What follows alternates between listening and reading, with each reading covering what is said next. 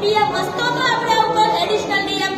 इतना लूट गई हूँ मैं मन हंस रहे थे मेरे पर मजाक बना के रख दिया है औरतों का। भद्रक पुलिस ने काम नहीं करना यहाँ किसी को सिर्फ मिठाइयाँ खाना है सिर्फ करप्शन चलता है यहाँ किसी एसपी को श्री मरका संपत्ति को काम नहीं करना बोलता है वो कि ये तो पर्सनल मैटर है। कैसे पर्सनल मैटर इस मोहन इस शांतनु मोहंती सर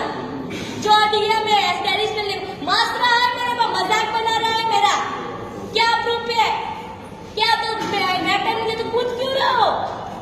यहाँ के पुलिस को काम नहीं करना भद्रक पुलिस को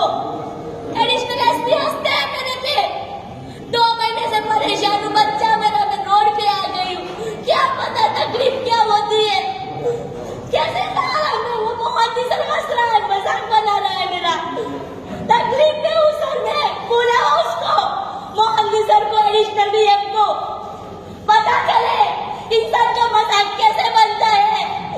और के यहाँ उड़ीसा की मजाक नहीं है पता चले